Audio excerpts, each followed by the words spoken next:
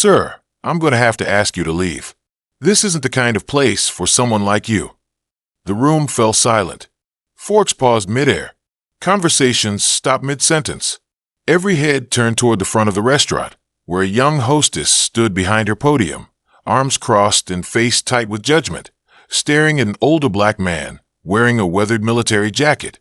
The man didn't flinch. He didn't argue. He didn't even blink. He just smiled. Because what she didn't know, what nobody in that building knew, was that the man she had just insulted wasn't just any customer. He was Colonel David Langston, a decorated Marine veteran, a Harvard MBA, and the man who built the entire restaurant chain she worked for. He didn't just walk into that restaurant. He owned it. David had spent most of his adult life in service, first to the country, then to the people. After retiring from the military, he turned his energy toward building something lasting, a restaurant that served real food with real dignity, a place where anyone could feel welcome, no matter what they looked like or where they came from. He named it Freedom Flame Grill. 10 years later, there were 40 of them across the country, and on this particular night, David had decided to stop by one of the newer locations, quietly, unannounced, just to see how things were running.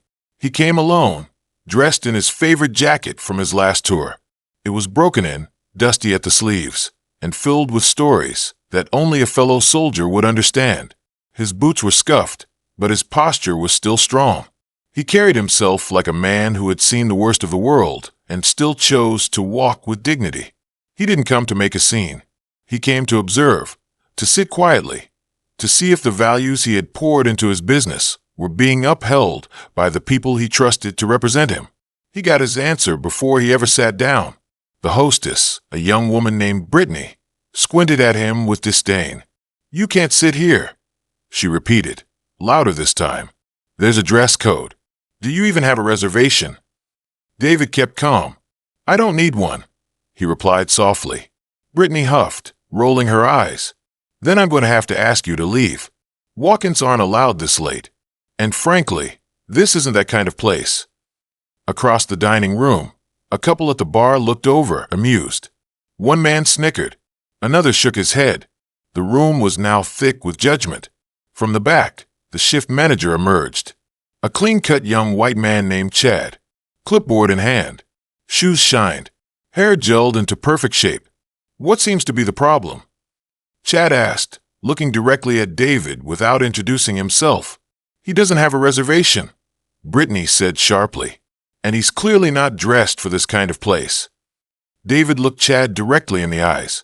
"I just came to eat." Chad barely hesitated. "Sir, if you don't leave, I'll have to call security." "Please do," David said, his voice as steady as stone. Chad blinked in surprise, then stepped aside to make the call. David stood silently, unbothered. His presence alone unsettled the air, but not because of how he looked, because of how calm he remained. Minutes later, 2 private security guards arrived. Young guys, unsure what they were walking into. They approached David cautiously. "Sir, may we have your name?" one of them asked. David nodded. "Before we go any further, I suggest you check your system. Look up the name on the building lease, the business license, corporate ownership." They hesitated, then pulled out a tablet and started typing. Within seconds, they went stiff. "Sir, are you your David Langston?" David nodded. "I am." From his inside jacket pocket, he pulled out a government-issued ID, a corporate business card, and a printed copy of the franchise's ownership documents. His name was on every single line.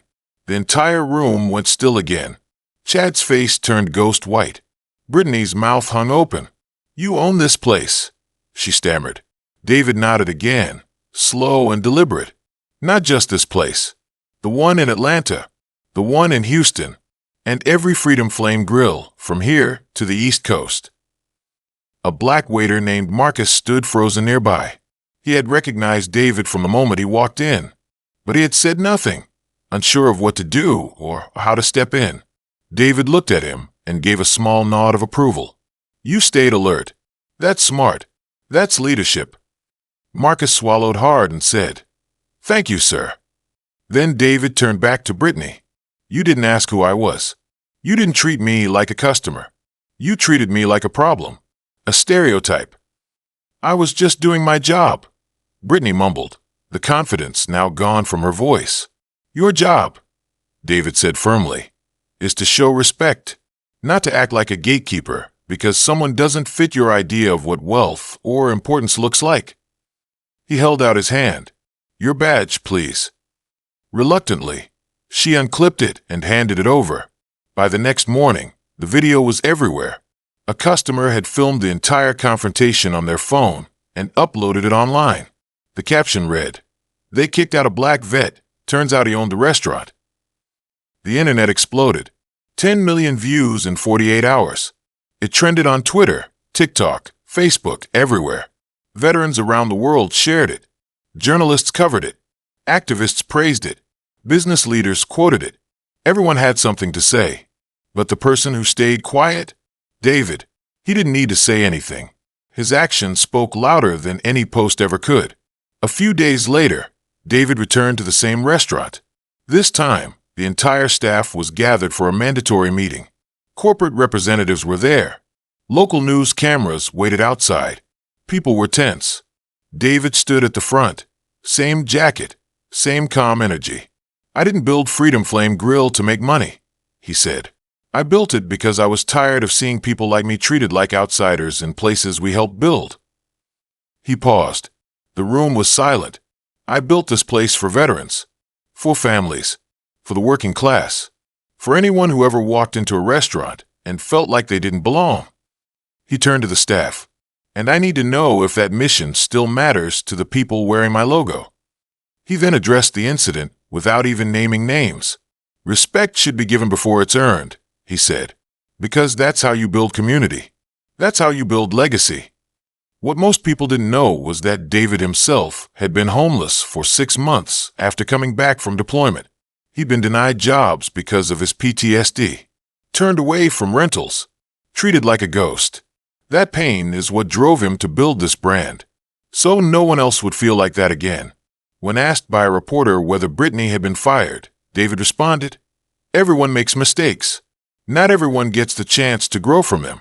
She'll be back, but not behind the counter. For the next month, she'll be training in the kitchen under Marcus, learning what it really means to serve." That quote alone became its own headline. Soon after, David launched a new initiative called Boots to Business. Its mission was to help veterans, especially Black veterans, become franchise owners under the Freedom Flame brand. Startup costs were reduced, mentorship was built in, and for many, it became the opportunity of a lifetime.